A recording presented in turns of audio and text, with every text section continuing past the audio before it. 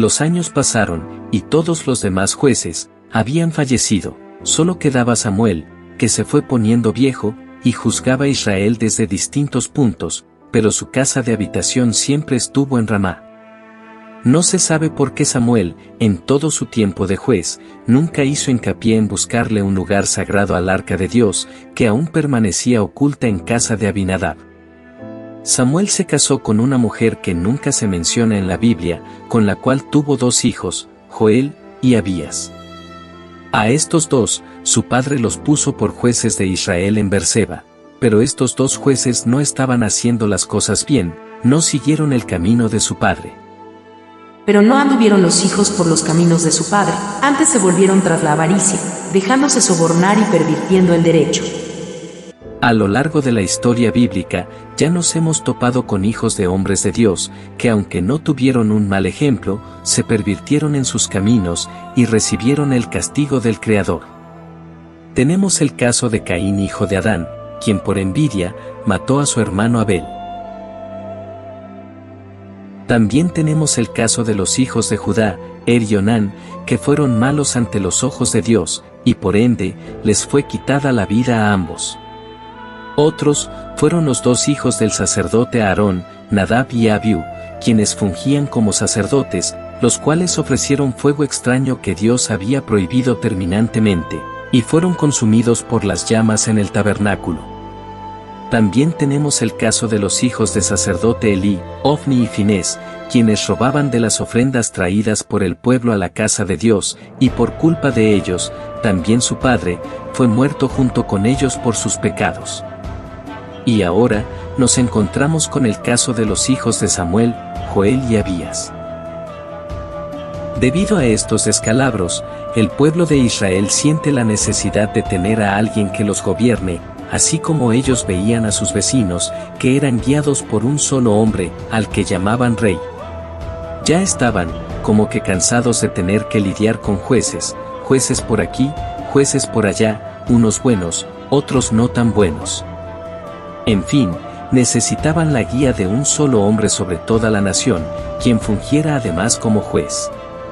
Los ancianos de Israel se llegaron hasta la casa de Samuel en Ramá, para hacerle la petición formal de que se nombrara un rey sobre la nación, no sin antes reprocharle todo el mal comportamiento de sus hijos, quienes estaban abusando de su autoridad para cometer pecados. Y le dijeron: He aquí tú has envejecido, y tus hijos no andan en tus caminos, por tanto, constitúyenos ahora un rey que nos juzgue, como tienen todas las naciones.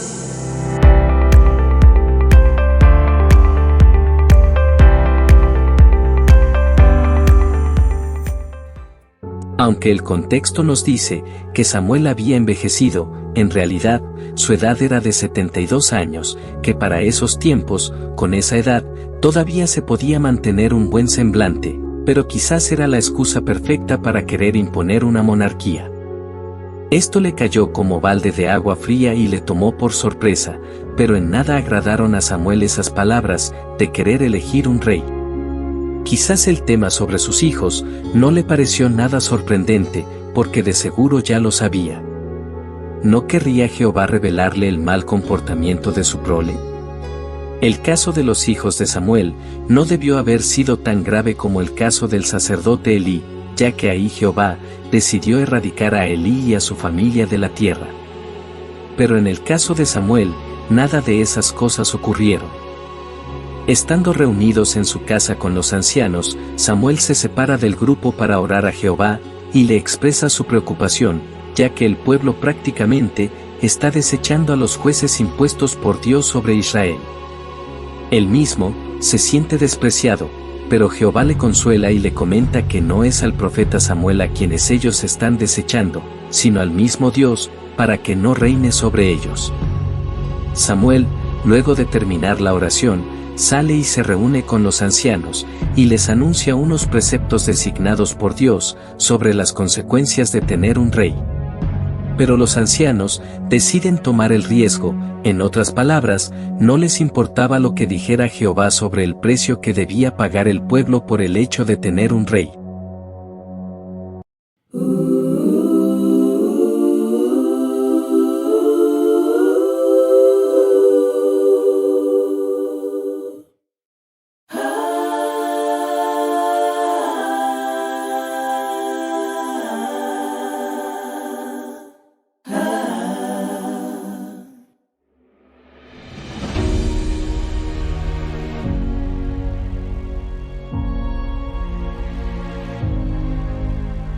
Luego de estas cosas, Samuel los envió de vuelta a sus lugares, y que esperaran noticias sobre el caso. Saúl es elegido como el primer rey de Israel. Año 1097 a.C.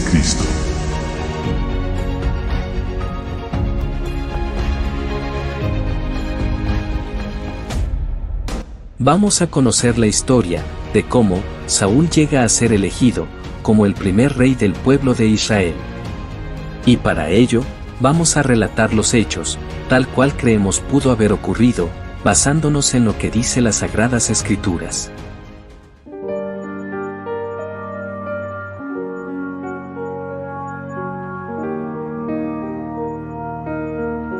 A pesar de que Dios se sintió ofendido por la solicitud de los israelitas para que les constituyera rey, Jehová quiso acceder a sus peticiones y colocarle a un hombre para que los gobernara como rey, luego de 396 años de haber salido de Egipto. Durante todo ese tiempo, Jehová había colocado a su pueblo bajo la tutela de grandes hombres que le sirvieron fervientemente. 40 años bajo la dirección de Moisés, 25 años bajo la tutela de Josué, y 330 años bajo la tutela de los jueces, pero nadie de ellos fue proclamado rey, ya que el único rey era Jehová. No había vuelta atrás, y es por ello que Jehová da instrucciones a Samuel para que escriba un conjunto de ordenanzas y leyes en un solo libro, para que el pueblo de Israel se someta bajo el gobierno de un solo hombre al que llamaran rey. Luego de tener todo listo, ahora falta escoger al hombre que se encargará de gobernar, y eso solo le compete a Dios. No existían elecciones libres, ni se escogería por mayoría de votos, tendrán rey, pero el que Jehová escogiere. Llegado el momento para ungir al elegido, Samuel recibe instrucciones de parte de Jehová, para que se llegue hasta Belén, y le rinda allí sacrificios y holocaustos en un lugar alto, como era de costumbre.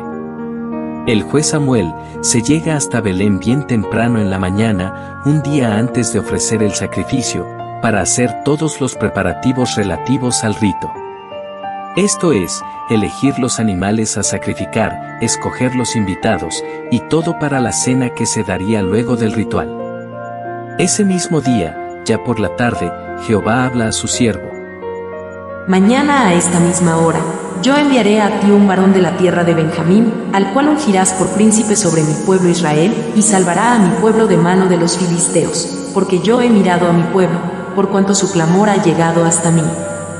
Ahora Samuel sabía cuál era la verdadera razón de su visita a Belén, y solo bastaba esperar al día siguiente para conocer el elegido de Jehová. Había en Gabaa, tierras de Benjamín, un hombre llamado Cis, el cual tenía un hijo llamado Saúl. Este era un muchacho fornido, bien parecido, y según la Biblia, su hermosura era incomparable en todo Israel. Esta familia no debió haber sido muy pudiente que se diga, aunque tenían algo de bienes y algunos criados. En esos días, a Cis se le extravían unas asnas, las cuales tenían 3 días sin aparecer, por lo cual, le encomienda a su hijo Saúl, que se vaya en busca de ellas, pero que se lleve a un criado consigo. Y se dice que Saúl era aún joven cuando suceden estas cosas. Se levantó Saúl, y con uno de los criados, fue camino al monte de Efraín, que está al occidente de Gabaa, en busca de las asnas perdidas, y pasaron por tierras de Salisa y tierras de Saalim, sin tener ningún resultado. De estos dos pueblos, no se sabe exactamente su ubicación, pero es posible que pertenecieran a las tierras de Efraín. Luego regresaron por tierras de Benjamín para descender hasta Belén, ciudad de Judá, pero ya era muy tarde, por lo cual, Saúl creyó que no era conveniente seguir buscando las asnas, ya que había pasado mucho tiempo, y su padre debería estar preocupado por ellos. Que hayan llegado hasta Belén, no había sido casualidad, ya que Dios tenía pautado reunir ese mismo día a este joven benjamita, con el profeta Samuel. Por lo cual, usando a su criado, le insta a entrar a la ciudad, haciendo una sugerencia. Él le respondió, he aquí ahora, hay en esta ciudad un varón de Dios, que es hombre insigne, todo lo que él dice acontece sin falta. Vamos, pues, allá, quizá nos dará algún indicio acerca del objeto por el cual emprendimos nuestro camino. Belén era una ciudad, a la cual Samuel visitaba solo en ocasiones especiales, y más que todo, solo para ofrecer sacrificios en un lugar alto, por lo cual, cuando hacía acto de presencia en la ciudad se corría la voz, haciéndose notoria su presencia. Saúl, escuchando la voz del criado, no le pareció una mala idea, ya que había posibilidad de que este vidente le dijera dónde podrían encontrar las asnas de su padre, pero le preocupaba que no tenían nada con que pagarle, y lo más seguro es que pediría algo a cambio. Pero el criado consiguió algo de dinero y con eso sería suficiente. Antes de continuar con esta historia, prestemos especial atención a una aclaratoria a los que nos hace el mismo escritor con respecto a la palabra vidente. Antiguamente en Israel, cualquiera que iba a consultar a Dios, decía así: venid y vamos al vidente, porque al que hoy se llama profeta, entonces se le llamaba vidente.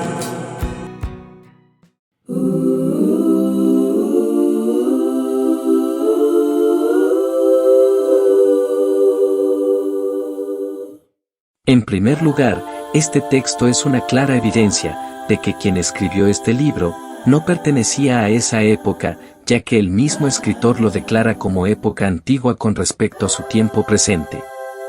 ¿Qué quiere decir esto?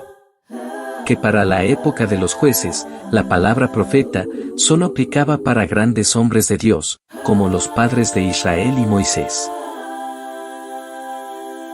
Pero más tarde, el término profeta comenzó a aplicarse también para aquellos a quienes Dios utilizaba como mensajeros, para dar cualquier anuncio importante al pueblo de Israel. Pero que hasta entonces eran conocidos como videntes. Sabemos que el vidente que juzgaba por esa zona era Samuel, que ya era muy conocido. Saúl era muy joven y conocía muy poco sobre esas cosas, pero el criado, quizás un poco mayor que él, sí, estaba al tanto. Samuel, a pesar de que atendía los asuntos de Jehová entre Silo, Betel, Mispa y Gilgal, tenía su hogar establecido en Ramá, donde tenía su casa de habitación y donde había procreado a sus 2 hijos, que para ese tiempo ya eran jueces en Berseba. Cuando Saúl y su criado subían por la cuesta de la ciudad, se encuentran a unas doncellas que salían en busca de agua, a las cuales les preguntan si era cierto que el vidente estaba allí en ese momento. Ellas respondiéndoles, dijeron: sí, helo allí, delante de ti, date prisa, pues, porque hoy ha venido a la ciudad en atención a que el pueblo tiene hoy un sacrificio en el lugar alto. Se acercaba la hora de salir al lugar alto, para ofrecer el sacrificio. Y Samuel ya estaba de salida, cuando en la puerta se consigue de frente con Saúl. Y luego que Samuel vio a Saúl, Jehová le dijo: he aquí, este es el varón del cual te hablé, este gobernará a mi pueblo. Para Samuel, no sería la mayor sorpresa, ya que estaba anunciado que ese mismo día, conocería al escogido de Dios para ocupar el cargo de rey. Por otro lado, Saúl, quien tampoco conocía a Samuel, lo toma como un habitante más de la ciudad, por lo que le hace una pregunta. Acercándose pues, Saúl a Samuel en medio de la puerta, le dijo: te ruego que me enseñes dónde está la casa del vidente. Samuel no tarda mucho en decirle que él era el vidente, y lo invita a que le acompañe hasta el lugar donde le rendirían sacrificios a Jehová. Samuel sabía que Saúl rechazaría la invitación, debido a la desesperación de su padre por no saber nada de él. Pero Samuel le reconforta, diciéndole que ya las asnas habían sido recuperadas, y lo que se venía sobre su persona era majestuoso, tanto para él, así como para toda su familia. Cuando el joven se enteró del asunto, respondió, y dijo: ¿no soy yo hijo de Benjamín, de la más pequeña de las tribus de Israel? ¿Y mi familia no es la más pequeña de todas las familias de la tribu de Benjamín? ¿Por qué pues, me has dicho cosa semejante? Ya en el lugar alto, y luego de hacer los sacrificios a Jehová, todos se preparan para la gran cena. Para esto, Samuel había convocado unos 30 ancianos, y entre ellos le dio un lugar especial al joven Saúl, y giró instrucciones al cocinero para que le colocara al joven la pieza que se había reservado para él, la espaldilla. Saúl, luego de haber pasado esa tarde con Samuel, descendieron nuevamente a la ciudad, y Saúl fue invitado a quedarse esa noche, y alentado por las palabras de aquel vidente, no le importó si su padre se preocupaba o no, por su ausencia. Muy temprano, Samuel le levantó para despedirle, pero antes de que se marchara, el profeta hizo que el criado se alejara un poco de ellos, para poder contarle a Saúl lo que Dios quería hacer con su vida. Luego de que el criado se alejara lo suficiente, Samuel tomó una redoma donde tenía aceite de la santa unción, y la vació sobre la cabeza de Saúl. Eso significaba la santificación por parte de Jehová, como el elegido para ser rey sobre su pueblo. Antes de partir, Samuel le dice a Saúl: Hoy, después que te hayas apartado de mí, hallarás 2 hombres junto al sepulcro de Raquel, en el territorio de Benjamín, en Selsa, los cuales te dirán: las asnas que habías ido a buscar se han hallado. Tu padre ha dejado ya de inquietarse por las asnas, y está afligido por vosotros, diciendo: ¿qué haré acerca de mi hijo? Lo que nos llama poderosamente la atención de este texto, es que Samuel habla sobre la tumba de Raquel, que está en territorio de Benjamín. Esto nos crea una duda: ¿estaba la tumba de Raquel en territorio de Benjamín o en territorio de Judá? Porque hasta donde sabemos, esa tumba está a 1.7 kilómetros al norte de Belén, y es un lugar muy sagrado para los judíos. Pero si en verdad es este el sitio donde estuvo o está enterrada Raquel, entonces no está en territorio de Benjamín, sino en territorio de la tribu de Judá. ¿Estaba equivocado Samuel, o estamos equivocados actualmente con respecto a la verdadera ubicación de la tumba de Raquel? Hay eruditos que piensan que la verdadera tumba de Raquel estuvo un poco más al norte, en tierras de Benjamín, porque esa zona era frontera entre Benjamín y Judá, llamada Selsa, el nombre que usó Samuel, pero que jamás habíamos escuchado antes, y de la cual no existe ninguna otra referencia en la Biblia. ¿Cuánto duró el periodo de los jueces? Según nuestra cronología, tenemos que 330 años habrían transcurrido desde la muerte de Josué hasta la instauración de Saúl como rey de Israel. Ahora pongamos nuestra atención en el siguiente texto, donde el apóstol Pablo hace una declaración acerca de los antepasados hebreos. Y por un tiempo, como de 40 años, lo soportó en el desierto, y habiendo destruido 7 naciones en la tierra de Canaán, les dio en herencia su territorio. Después, como por 450 años, les dio jueces hasta el profeta Samuel. Como podemos observar al final del texto, entendemos que el apóstol Pablo nos dice que el tiempo de duración del periodo de los jueces fue de unos 450 años. Esta cantidad de años dista bastante del tiempo real de la época de los jueces, sobre todo si lo comparamos con lo que nos dice el primer libro de los Reyes, capítulo 6, verso 1. En el año 480, después que los hijos de Israel salieron de Egipto, el 4º año del principio del reino de Salomón sobre Israel, en el mes de Sif, que es el mes segundo, comenzó él a edificar la casa de Jehová. Aquí se nos dice que entre la salida de Egipto y el 4º año del rey Salomón, habían transcurrido 480 años.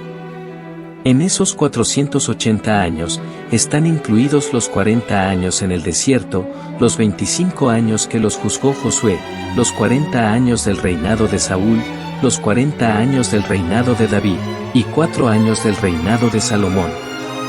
Esto nos confirma que nuestra cronología, que venimos manejando en este estudio es correcta, la cual nos indica que el periodo de los jueces va desde la muerte de Josué, en el año 1427 a.C., hasta el nombramiento del rey Saúl, en el año 1097 a.C. Durante la época de los jueces, Dios se valió de personas para que juzgaran a su pueblo. 14 nombres se dieron a conocer en las Sagradas Escrituras, comenzando con Otoniel y terminando con Samuel. Algunos jueces apenas se nombran, mientras que otros fueron de mayor importancia, con poderes sobrenaturales, donde solo una mujer, llamada Débora, aparece entre los 14 jueces mencionados. Las únicas tribus, de las cuales no se conoció juez, fueron Rubén, Aser, Neftalí, Gad y Simeón. Las que sí aportaron fueron Efraín con 2, Débora y Abdón. Judá con 2, Otoniel e Isán. Manasés oriental con 2, Jair y Jefté. Leví con 2, Elí y Samuel. Manasés occidental con 1, Gedeón. Zabulón con 1, Elón. Benjamín con 1, Ahod. Isaacar con 1, Tola. Y la tribu de Dan posiblemente con 2, Samgar y Sansón, y digo posiblemente, porque de Samgar no se especifica exactamente su descendencia y ubicación. Pero por su guerra contra los filisteos, suponemos que era de Dan por su cercanía.